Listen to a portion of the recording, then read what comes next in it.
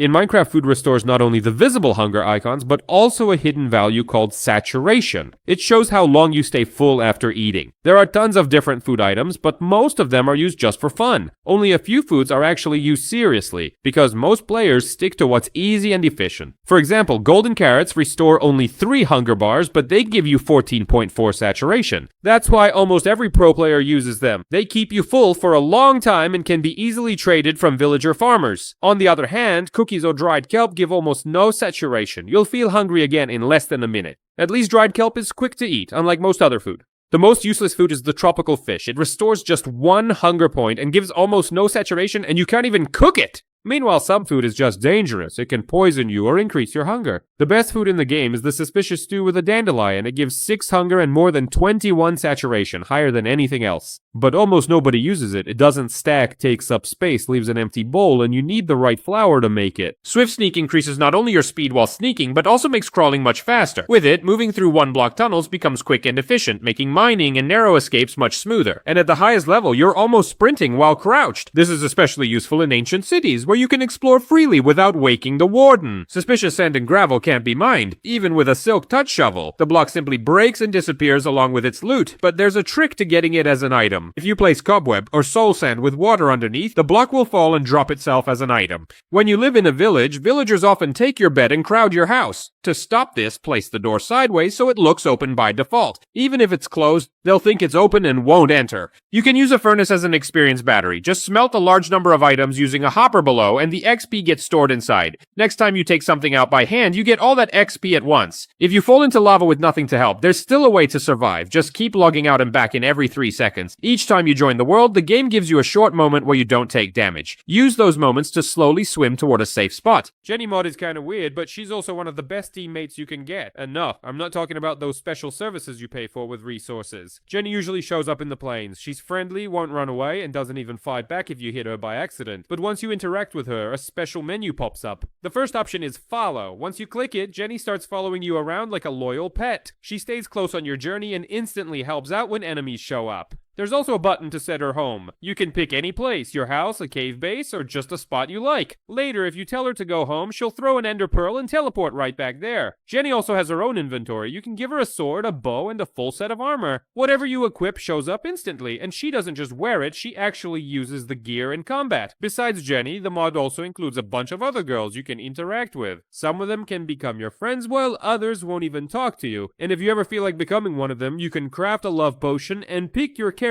after drinking it. If you ignore the actual theme of the mod, it's honestly kinda fun. But let's be real, everyone knows why people download it. Even with over 300 million copies of Minecraft sold, some capes were so rare they were given to just one person. When the Prismarine dungeon was added to the game, one player made an awesome custom map to show how Prismarine could be used in builds. Back then, Mojang was all about this kind of thing and loved rewarding players for their contributions to the community. For example, Cheapshot got a cape with the Japanese flag for helping translate the game into Japanese. For the same reason, Mojang decided to give this player a Prismarine cape. But guess what? The guy didn't even want it. He thought the cape was ugly and totally useless. So it just sat there collecting dust at Mojang until a modder named Drulkus, the creator of the Chisel mod, started ranting on Twitter. He went full meltdown mode, complaining that Mojang's license agreement forbids modders from using their textures, so he had to redraw the Prismarine texture from scratch, and he was terrible at it. He even cursed out Jeb for making textures way too fancy and detailed. Jeb himself noticed the tweet, and maybe feeling flattered, gave Drolkus the Prismarine cape so he'd stop whining. This unique Minecraft cape, owned by just one player out of 300 million, carries a story of a battle that lasted 3 years. Back in 2014, Minecraft was rolling out snapshot updates for version 1.8, a record-breaking 52 snapshots in total. And on the Minecraft subreddit, where players discussed every update, a user named Billy K showed up. Every single week without fail, he left the same sarcastic comment. Why developers still hadn't added turtles, what they were even doing in the studio if turtles weren't in the game yet, and why the new update was taking so long to release. At first it was just a joke, but before he knew it, Billy's comments became a legendary meme in the Minecraft subreddit, and even when he stopped posting, the community carried on his tradition demanding turtles in every snapshot. This inside joke lived on for 3 whole years, until Aquatic update in Minecraft 1.13, and then turtles finally arrived, to honor the one person who had been asking for them since before it was cool, and for his contributions to the community. Mojang gave Billy K a special cape, a red banner with a turtle on it, a true Minecraft legend whose story is definitely worth a like. This is a unique Minecraft cape with snowman, and only one person in the world has it. The way it came to be is so wild, it sounds like a tall tale. It all started in 2011 when a mysterious splash text appeared on Minecraft's loading screen. Bring me Ray Cokes. But who is Ray Cokes? He's a British TV host who was famous for his show on MTV. But here's where it gets crazy. Among Minecraft players, there was one guy who actually knew Ray personally. His name, Julian Clark. And even wilder, Ray Cokes was his godfather. When Julian Clark saw this strange message in the game, he decided to have some fun. He took a photo with Ray, posing with an object we can't exactly name here, and posted it on Reddit with the caption, "Notch, I've captured Ray. How do I get him to you?" Minecraft fans went wild, and when Notch saw the post, he couldn't stop laughing. He said Ray's show had shaped his humor and asked Julian Clark to pass along his appreciation and let Ray go. But that wasn't the end of it. Julian Clark jokingly demanded a ransom, 1 million diamonds and a custom cape. And what did Notch do? He gave him a cape. But here's the weird part. The cape had a snowman on it. Why a snowman? Julian Clark asked Notch the same thing. The answer, snowman has a double meaning. Now take another look at Ray's last name. It sounds suspiciously like a certain word related to snow. Notch loved the wordplay so much that he made it official. Ekranman1 was awarded a cape for being the millionth person to purchase Minecraft, but the design came out looking a little weird. Mr. Messiah earned his cape for creating a mod that completely revamped Minecraft's lighting engine. Mojang loved it so much they made it the official engine, and it's still used in the game today. Great Bizzo, the admin of Minecraft.net, got his cape as a birthday gift, and maybe instead of a salary? The most interesting cape story has to be the Valentine's cape. A Mojang employee gifted it to their partner who they played Minecraft with for Valentine's Day. But somehow another player ended up with the same cape, and no one really knows how. What we do know is that the player eventually sold their account on a trading site. And now this user's page on NameMC is promoting someone's Telegram. I think Mojang should have taken the cape away for such shady story. Ever notice you lose fights just because your screen turns into this mess? To make the fight feel clean, you can simply remove all the stuff that gets in the way, and these resource packs help with exactly that. Now all items become smaller. Your sword, your mace, and even your shield shrink and no longer block your view. Fire becomes low and neat, and it no longer takes over your whole screen. Even big explosions stop blinding you. The particles disappear, and the fight stays clear. And if you ever put on a pumpkin, the blur effect is completely gone, so you can see everything normally. Now let's talk about a resource pack that actually gives you a real advantage. It changes the color of armor based on its durability, so you instantly see how close you or your enemy are to breaking. The same idea works with the shield. The color shows exactly when it is about to break. With the bow and crossbow, things get even easier. When you draw the bowstring, it slowly changes color. The more you pull, the stronger the color becomes. The crossbow works the same way. A visual indicator shows when it is fully loaded, so you can fire without wasting any time. And finally, the totem. It no longer blocks your screen. It pops with a small clean animation and does not distract you from the fight. And you might not see me again, so make sure to subscribe.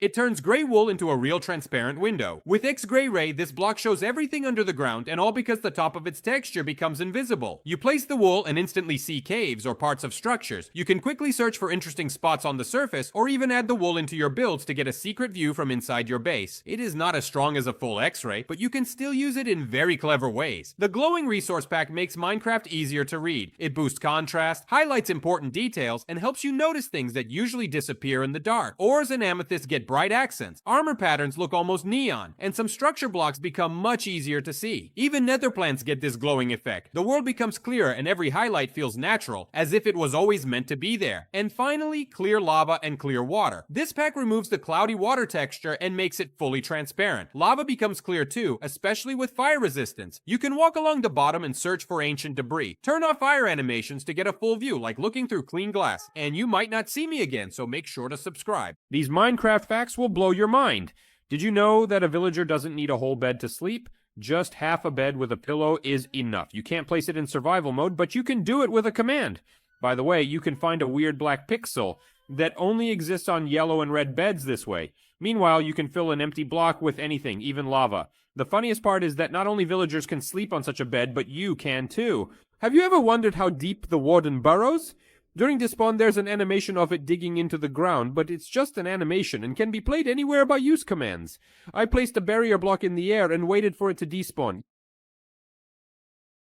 It looks super weird. And how about pulling off a trick to drag almost any item on a lead like a pet? It's actually simple. A fox can hold items, so Throw any item to a fox, use an invisibility potion, and attach a lead. You can do the same with an ally, and it looks even crazier since your item will be floating in the air. Java and Bedrock players can finally play together. Playing Minecraft with friends has always been a problem. Sure, you could play together if you're on the same Wi-Fi, or join a public server where your builds will probably get griefed. And it seemed like the developers offered a solution with Realms, but that never really fixed the main issue. Java players were still completely separated from Bedrock by a deep gap. So a group of enthusiasts decided to fix it themselves. They created a couple tools that turn a normal Java server into a true cross-platform one. Now the server actually understands Bedrock players. It translates everything they do. Movement, chat, inventory, block interactions, literally everything. To the server, it looks like a normal Java player joined, and they don't even need a Java account. Of course, there are some downsides. These servers are demanding and tricky to set up manually, but Thundernode hosting completely solves that problem. Just pick your specs and launch a cross-platform server in a couple of clicks. All you do is start the server and play. Now you can become a real pirate in Minecraft. You'll have your own island and even a ship to sail across the ocean, discover new lands, and fight wild creatures. Each island is a living world filled with other pirates, occasional traders, and dangerous bosses you'll have to face. At first, you'll only get this shameful little barrel of a boat, so hurry up and upgrade your ship to something more respectable. Don't forget to expand your base and turn your island into a true pirate hideout. Some islands hide treasures, others hold legendary fruits. And of course, don't forget about the devil fruits. They'll definitely help you in battle. They give you incredible powers. You can control fire, water, or unlock dozens of unique abilities. Yeah, One Piece fans are definitely going to love this. And the best part, you don't need to install any extra mods. Just connect using this IP on the screen and everything loads automatically. The Wandering Trader doesn't ride on llama. I admit they are his loyal buddies and even wear matching outfits, but the trader just leads them on a leash. He doesn't ride them. Have you ever heard the sound when the Wandering Trader appears? And this is the sound he makes when he disappears. That definitely doesn't sound like moving on llamas. It's more like teleportation or light speed travel. And why not? This guy's so clever, he drinks invisibility potions at night so zombies won't attack him. And at sunrise, he sobers up with a bucket of milk to remove the potion effects. Honestly, he's the smartest mob in Minecraft. I've always wondered why there are baby llamas for the Wandering Trader, but no baby traders? Now even the craziest Minecraft mods can be generated without any coding knowledge. Want a new realistic grizzly bear? No problem. Or maybe a device that freezes arrows in midair just by looking at them. Just go to creativemode.net, type in your idea, choose Bedrock or Java, and within a couple of minutes you will already be playing it. The AI will generate the code, the textures, and even balanced crafting recipes. Now you can generate new mobs, brand new items like powerful weapons, and even functional blocks such as this cannon. And very soon you will even be able to generate entire structures and biomes. And if you don't feel like creating, just download mods from other players. This minecart places rails in front of itself. Just put any mob in the minecart and it will keep laying rails all the way to the world border. To do this, you need to use this command, which I've left below. The coolest part is that you can speed up the minecart using a time acceleration command. Now we're racing super fast on a road that builds itself right in front of us. And also, there's a tornado in Minecraft. Actually, it's a giant breeze under the effect of an invisibility. I didn't know that breezes always keep their eyes visible, and if you want to make the breeze giant, you need just one command. Many of my friends didn't like the conditions this little villager is living in, so I've decided to improve his quality of life. I've prepared a delicious steak just for him, and I'll hang it right in front of him. I think it's close enough that he can not only see it, but also smell that tasty aroma, and so he doesn't get bored, let's play some music. And that bright light, I think it's bothering him too. There, now he's definitely comfortable. I'll come back in a week and see how he likes the updates to his home.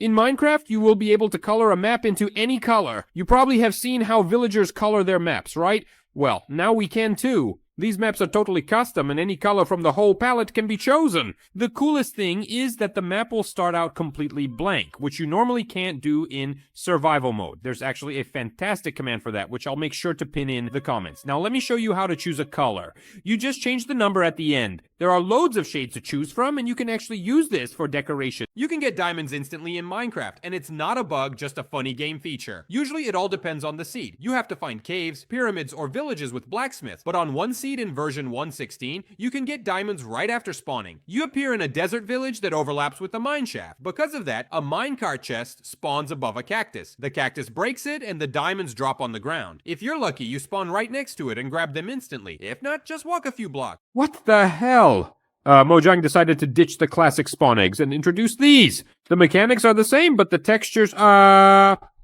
so much. Oh no, just look at the donkey's spawn egg. And what about the nosy mobs? Sure, it's easier to find them in the inventory now, but honestly, I'd slap on a resource pack to bring back the old look. Did you know that if you possess a creeper in spectator mode, you can see the Minecraft world through its eyes, but if you use the kill command, the effect stays even after you respawn, and it works in survival mode too. Now you can toggle creeper vision on and off with the F4 key. By the way, this trick works with other mobs too, like Endermen or spiders.